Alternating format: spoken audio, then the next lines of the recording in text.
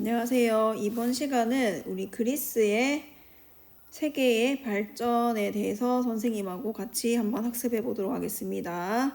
첫 번째, 그리스 지역의 고대에는 폴리스가 여러 가지가 형성이 되어 있었는데, 이 폴리스는 기원전 8세기 무렵 그리스에서 수백 개의 폴리스가 등장하게 됩니다. 이 폴리스는 이 밑에 여기 그림들을 보는 것처럼 수많은 해안과 바다가 굉장히 험난해서 평탄지가 이어지지 못하는 거예요. 그래서 여기에 도시 하나, 여기에 뭐 국가 마을 하나 이런 식으로 뜨문뜨문 있게 되는데, 요렇게 조그만한 지형과 지형 사이에 도시들이 형성된 거를 우리가 폴리스라고 합니다. 그래서 이 폴리스 안의 구조를 보면은 아크로폴리스라고 해서 가장 높은 언덕이 세워져 있고 신전과 군사시설 등을 갖춘 최후의 방어기점입니다.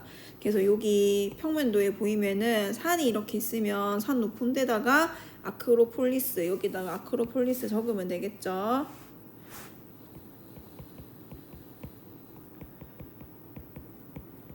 그 다음 밑에는 시장이 열리는 광장이라는 아고라가 있습니다.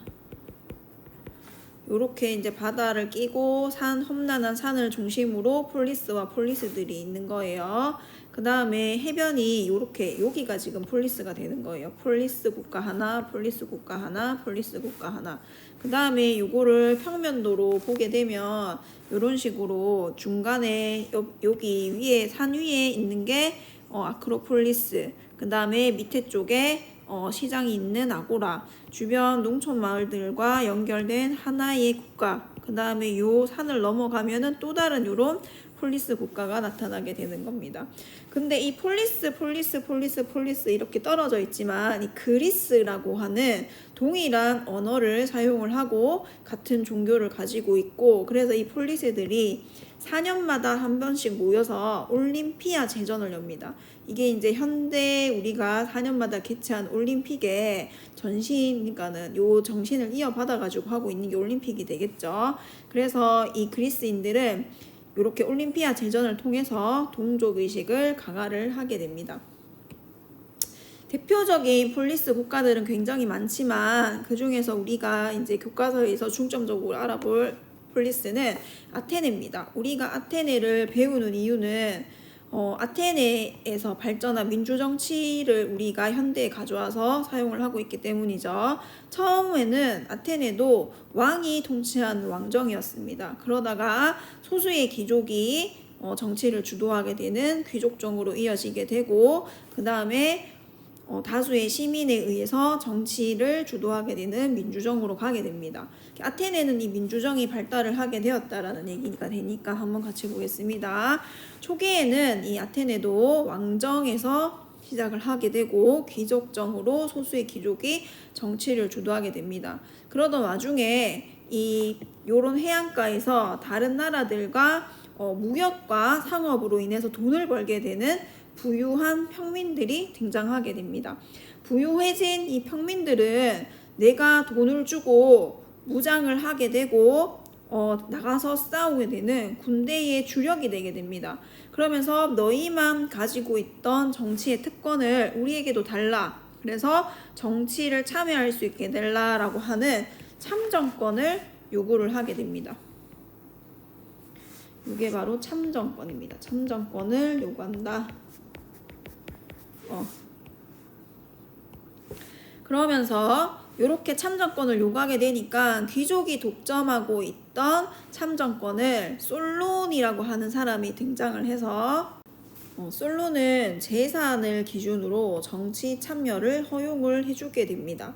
그렇게 이제 귀족 틈에 이제 평민이 정치를 참여하게 되는 형태로 가게 됩니다. 그 다음 등장한 클레이스테네스라고 하는 사람은 이 그리스 아테네에서 참주 독재자의 출현을 막기 위해서 도편 추방제라는 것을 만들게 되는데 사람들이 모여가지고 이 도자기 파편에다가 우리가 모인 사람들 중에서 독재자가 될 가능성이 있는 사람의 이름을 적어서 내게 합니다. 그러면 그 도자기 파편에 가장 많은 표를 받은 사람을 10년 동안 아테네 밖으로 추방하는 제도가 도편 추방제입니다. 그 다음 이 클레이스테네스는 더 많은 사람들이 정치를 참여하게 하기 위해서 혈연 중심의 부족제를 거주지 중심의 부족제로 개편을 하게 됩니다. 그렇게 잘 나가던 아테네는 페르시아의 침입을 받게 되는데 여러분 우리 전전 시간에 페르시아에 대해서 배웠습니다. 그죠? 서아시아 지역에 있었던 아케메네스 왕조 페르시아가 지중해 쪽으로 세력을 확대를 하는 과정에서 그리스를 침략하게 되고 폴리스들이 이 침략하는 페르시아에 맞서서 3차례에 걸쳐서 페르시아를 격퇴를 하게 된다라고 했습니다.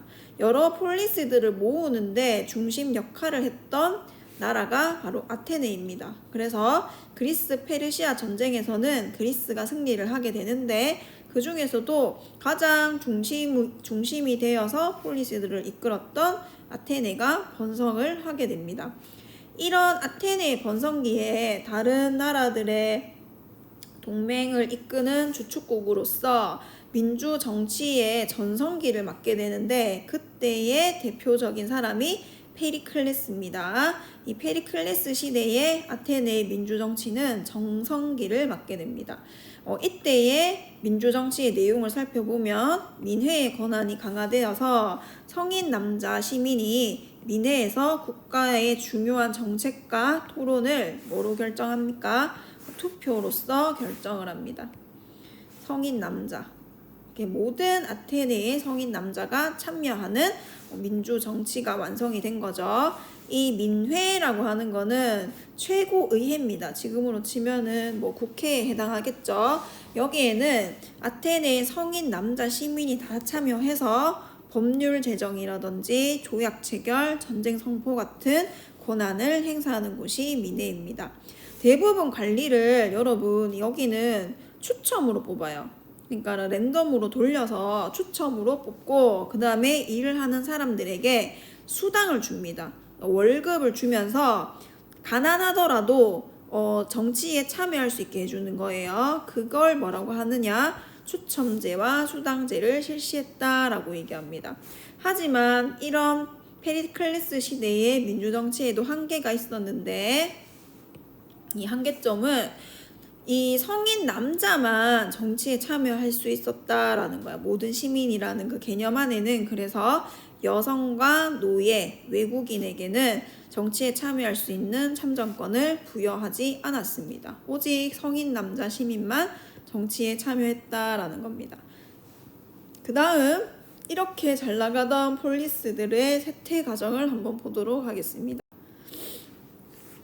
그리스 페르시아 전쟁 이후에 아테네가 주축국이 돼서 페르시아에게 이겼다고 했잖아요. 그래서 아테네 중심으로 다시 언젠가 페르시아가 쳐들어올지도 모른다라고 생각해서 델로스 동맹을 만들게 됩니다.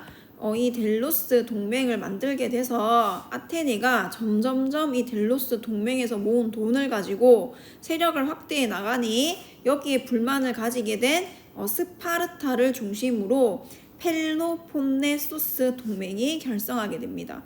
그러면서 아테네와 스파르타가 대립을 하게 되는데 이 두 나라의 대립은 아테네를 주축으로 한 델로스 동맹과 스파르타를 주축으로 한 펠로폰네소스 동맹 간의 전쟁으로 벌어지게 되는 거죠. 그 전쟁 이름이 바로 펠로폰네소스 전쟁입니다. 그래서 이 전쟁에서 펠로폰네소스 전쟁에서는 펠로폰네소스 동맹이 승리하게 되고 이 이후로 그리스는 동족 의식을 가진 그리스는 서로 분열하게 되고 대립하게 되면서 그리스 폴리스 전체가 쇠퇴를 하게 됩니다. 이 쇠퇴를 해서 세력이 약해진 틈을 타서 결국에는 BC 4세기경에 마케도니아에게 정복을 당하게 됩니다. 그 다음 아까 전에 우리가 아테네의 민주정치를 중심으로 알아봤는데 여기에 대립하게 되는 나라가 스파르타라고 하는 나라가 있다라고 했잖아요. 이 스파르타는 소수의 시민, 그러니까는 지배층이 소수의 시민 도리아인으로 구성되어 있고 다수의 지배층을 감시하고 통제를 합니다. 감시하고 통제하는 사회고 시민 전체가 군사 훈련을 받는 군사 제도를 바탕으로 만들어져 있어서 굉장히 사회 자체가 엄격하고 폐쇄적인 사회라는 거죠. 그래서 남성 시민은 어려서부터 집을 떠나서 집단 생활을 하게 되고 엄격한 군사 훈련을 받는 그런 성격을 가진 나라가 스파르타였다라는 걸 알게 되겠습니다.